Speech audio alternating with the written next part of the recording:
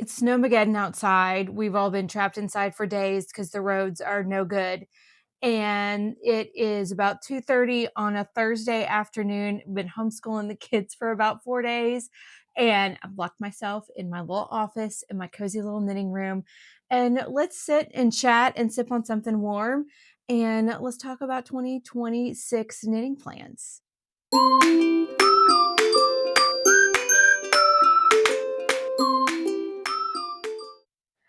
Hey, friends, my name is Gracie Bell, and welcome back to Sips and Stitches. I so appreciate you pressing play today, and I would be honored and I would love it if you would like and subscribe to my video as well. And you can find me over on Instagram and all the places there. But I realized I had not really ever talked about where I came up with the name of my podcast. I kind of thought it was a little self explanatory, but I might as well talk about it a little bit. But knitting to me is a community hobby.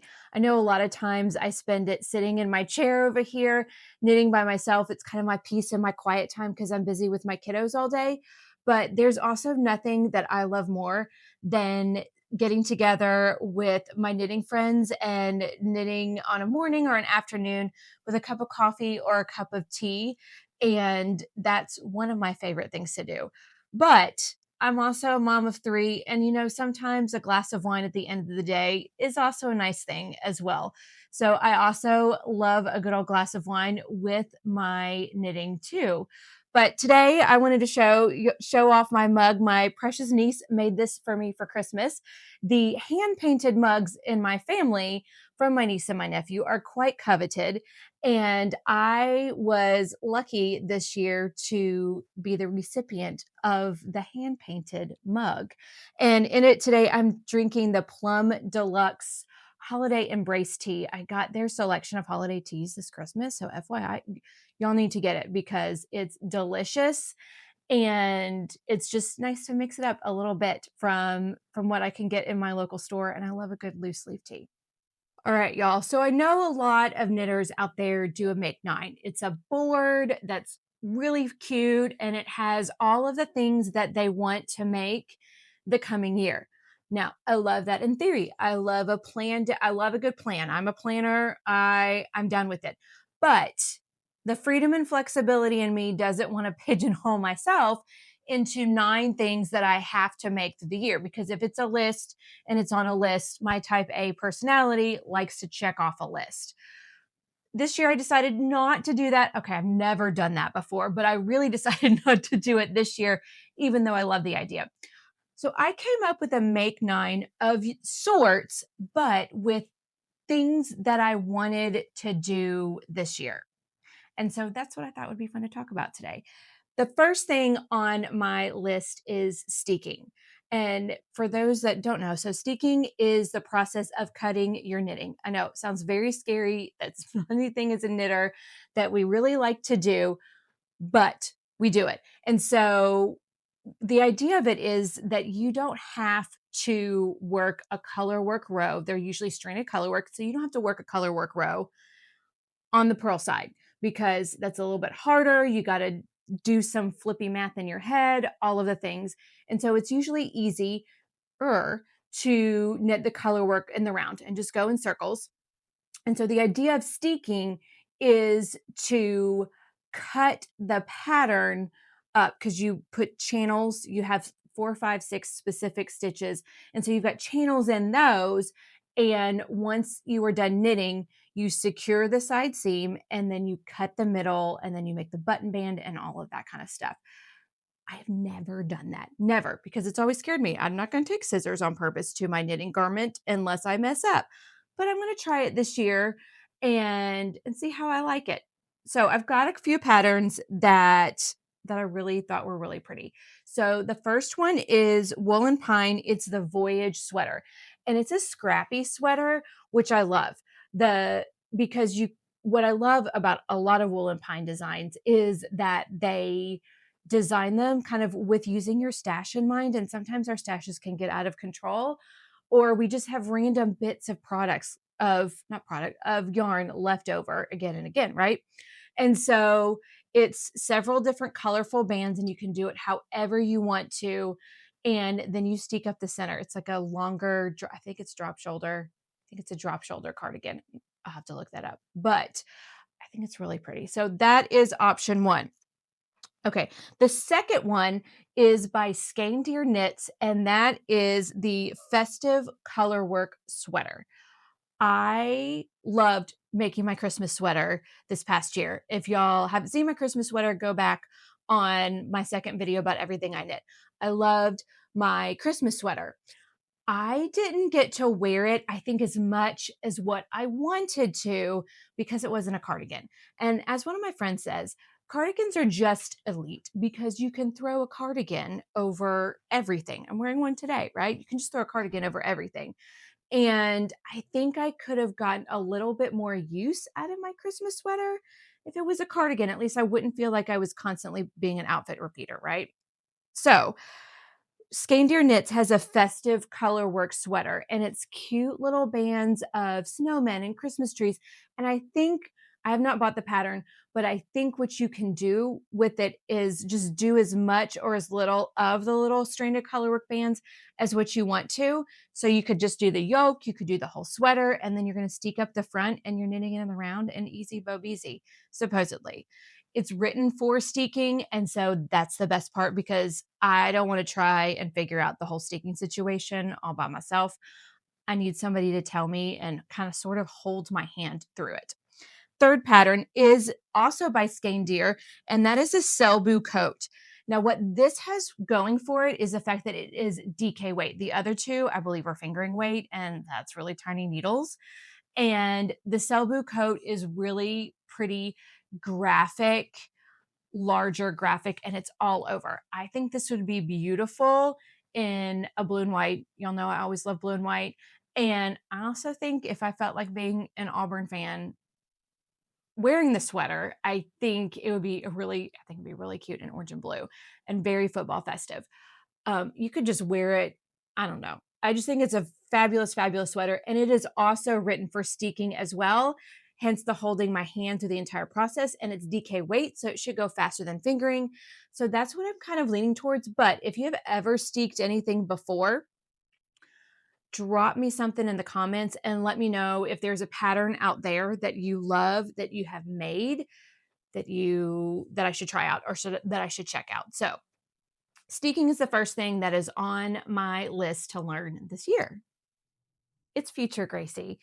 I got up this morning to edit this video, sitting in my chair with my coffee, editing along, clipping things out where I messed up. And lo and behold, a chunk of the video did not record. You could hear the sound, you could see a little bit of the screen, but it was blurry. I have no idea what happened. But the part of a YouTube podcast is that you can see the person actually talking.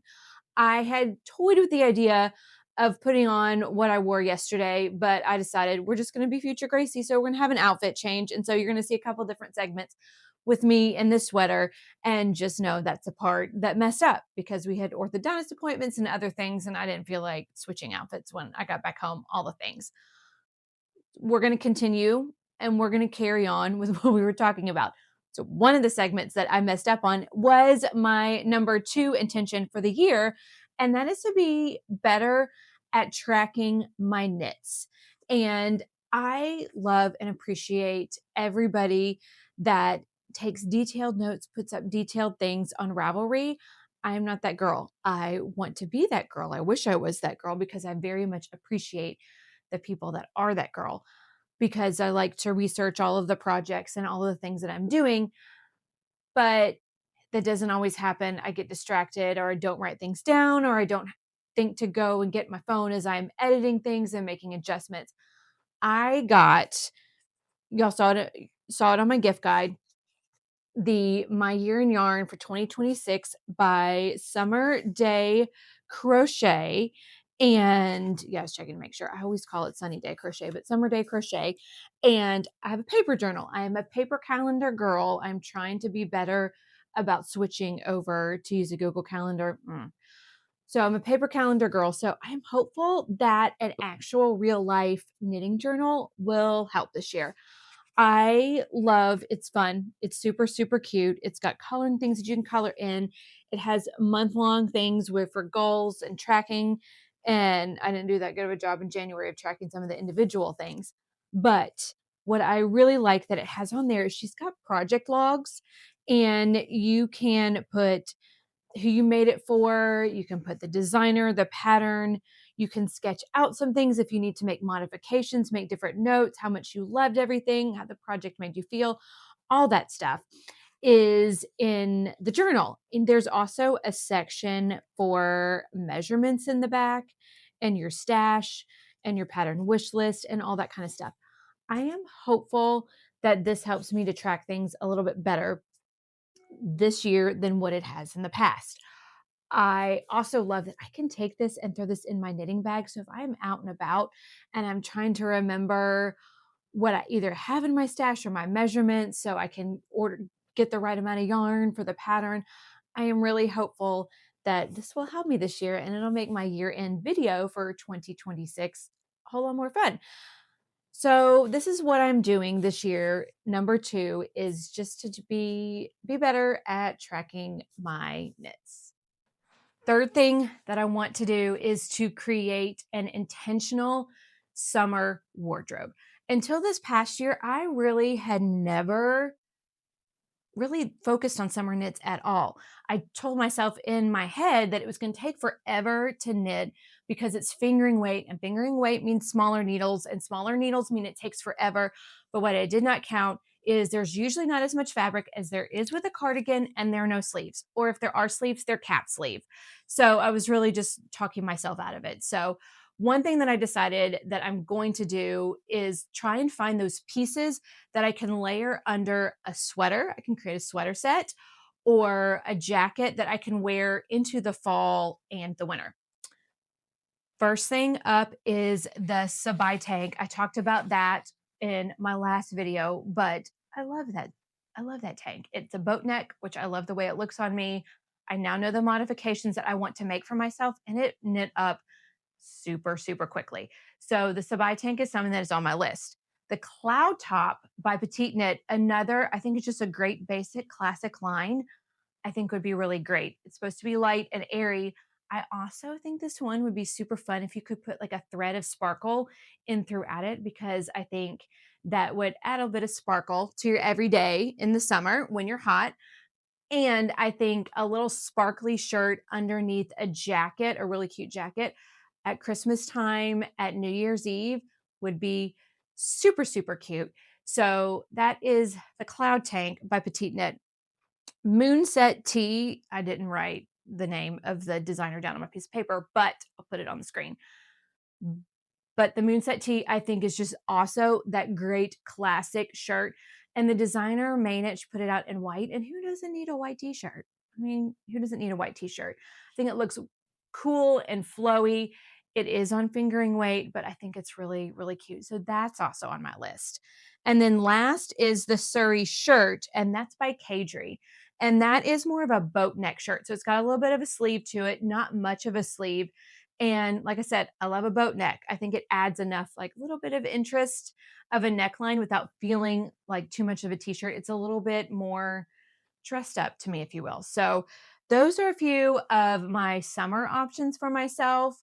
And we'll see how I go. So if you've got anything that you've loved to knit for summer, also drop that in the comments. I'm all about all the pattern suggestions in this video as I plan out what I'm actually going to make this year.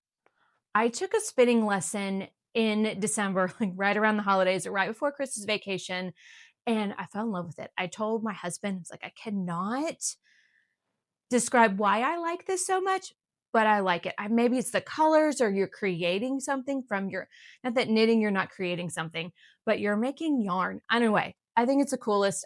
Having so much fun learning and playing with it and playing with colors. And I am renting an Ashford traditional while I look for a wheel. And these are my first two. Let me show you right there. These are my first two little mini hanks because I just got excited. I wanted to see what they look like. So these are just singles. They are not that great. I will never use them for anything, but you have to keep your first thing. Like you're supposed to keep your first knitted garment. I can't even tell you where mine is, but I'm definitely keeping these. So these sit very proud. I'm very proud of them. They're sitting on my shelf, and in another year, several months from now, I'm going to be so excited to look at these and see how far I've come. I think that's the most. That's just the best thing for me about it. So this year spinning, I want to get better. Right now, I am using a manual powered wheel. Is that what you call it? Not an electric wheel. It's because it's an Ashford traditional. And I kind of like the rhythmic nature of it. Like it's very, I don't want to say it's very calming and soothing. At least it's getting like that the more and more I practice. I'm trying to practice like 10, 15 minutes a day. Some days that works and some days it doesn't. There you go. I'm finishing spinning up some fiber from a chick that knits, and I'll be applying that together as like my first real skein. So we will see how that works. I'm really excited. I'm just excited to keep learning about it. Also, any tips and tricks, or if you have a wheel that you love that's a really great basic beginner wheel, I need to know about that too. Number 5 on the list is to do an all over color work sweater. I have wanted to do a Dale of Norway Olympic, hugely complicated sweater for a long time. That's just not in the cards right now. At least that's what I'll say. But I have found two that I think are really cute and fun, and I think they're just adorable. First is the sheep sweater by Rosa Pomar, and it's got like a big sheep and a little sheep, and they're all in a.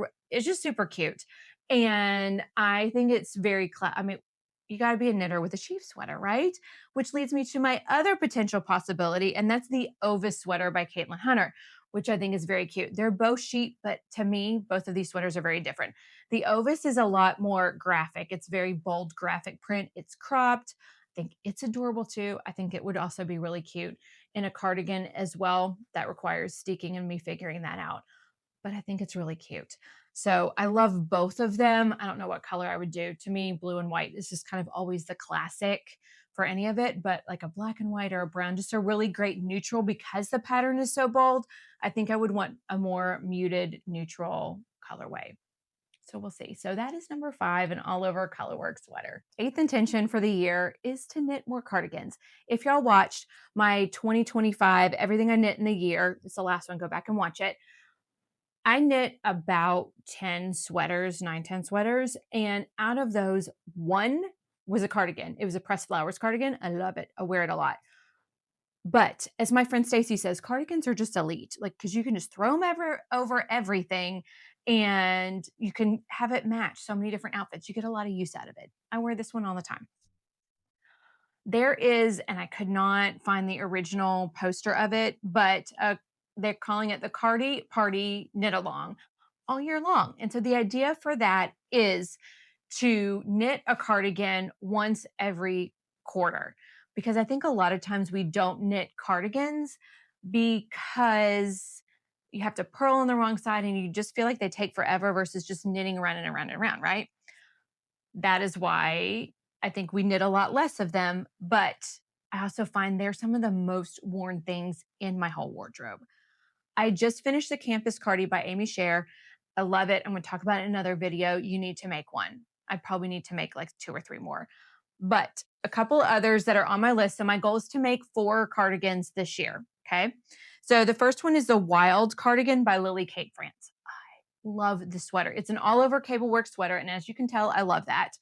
And it's just a beautiful, beautiful sweater. I think it's an Aran weight, so it's a little bit heavier weight. So I think it's going to be it's going to be a great throw over everything sweater. So that's the first sweater that I am thinking about knitting in the relatively upcoming near future. The other 2 that I'm considering are the Come Back Again by Andrea Mowry and the Everyday Cardi by Andrea Mowry. I think to me, what I look for in a cardigan is just kind of a classic, just a classic style, because you can dress it up or dress it down. You can throw it over everything. The pressed flower cardigan, while I love it, it's kind of it because it's got the pattern all over it in the mosaic knitting, it's kind of bold. And so I feel like it doesn't go with as much as what I want it to. So I just want to knit some very classic basic cardigans this year, and then next year I might want to do something different. So those are three really great options of just great basic everyday cardigans, as Andrea Mowry says. One of the things that I want to do this year is to get better and to learn a lot. I think a lot of times there are all these little tips and tricks and things that just make a knitted object look a little bit more finished and a little bit more polished. And for years, I have thought about doing the Knitting Guild Association of America's Master Knitter program. And if you don't know what that is, it is a 3 level program and it's kind of like school. And you do a bunch of swatches, you have to do reports, and you do and complete the swatches, you send them off, somebody critiques what you've done, tells you what you need to do differently and better, and then they send it back to you, and then you have to reknit swatches and send it to you until you satisfactorily complete the level. And the first level is supposed to take between 12 and 18 months, and the other two are supposed to take a little bit longer than that. I think this would be super cool to finish the whole program at the very end, call yourself a master knitter, kind of like the master gardener program. I think that would be super cool. Do you need to complete this program to consider yourself a master knitter? Absolutely not. But I just think it would be cool. And from what I have heard and the research that I've done, people have said they learn so much and their knitting gets exponentially better because they have to do this. And and they said one of the other things they loved about it was that they really learned more about the why of what they were doing and rather than the how, like why they needed to make their stitches move that way and this way. And that's another way that their knitting got a little bit better. And I just think at the season of my life, it's just a lot. Like it with kids and all the things, I just think that it's just a little bit more than what I want to do. But one thing I did discover in doing my research that I did not know they had was correspondence courses. So they have several engage, intention, and finishing. Those are the three that sounded really interesting to me. And I think there's another one. So you sign up for the class, they send you get the materials, you do the work, you work up the swatches, you mail them off, they kind of critique them, and then you get them back. So a little bitty component of what the Master Knitter program is, but you're learning and you're getting better and you don't have that huge project like the master knitter program. And that's really a lot of what I want. I would love to have some one-on-one criticism and critique, constructive criticism, of course, of what I'm doing and what I need to do to just get a little bit better. So I think that's what I'm going to do this year rather than commit to the whole big program. I know there's all sorts of online classes that I can also take, and I would love to be able to go somewhere to take a class. I haven't decided. I'm kind of in the research stages. So if you know, if you've taken a class or know of somebody that does a really great class that you want to learn from, let me know because I just want to learn a lot more this year, just become a good student of my craft this year. So that's another intention that I have for this year. Another thing that I'm planning on making this year is a pair of Norwegian mittens. And that is something that I've intended to make for years. It's been on my list for years. I have a whole folder of just mittens, but I just haven't taken the time to do it. I don't know why. I just haven't sat down with intention to pick out a pattern and some yarn and all the things. And I don't love snow, as y'all know, and we've discussed earlier in the podcast. 10 out of 10 don't recommend. I'm team no snow all the way. I love a good couple days of snow. And then by now we're on day 6 and I'm ready for it to be 70 degrees instead of 13. And I just think a fun pair of mittens would make me feel better about the stuff that's going on outside. I've come up with 3 that are my top contenders, and the first one is the Songbird Mittens by Erica Huser. I think these are so cute. They've got a bird in the center, so who couldn't be happy with a bird on their hands? And they're just adorable. To me, they just look very classic, super cute, super winter-friendly mittens. So that's the first one. The second one is the Speedy Selbu Mittens, and this is also by Skeindeer Knits.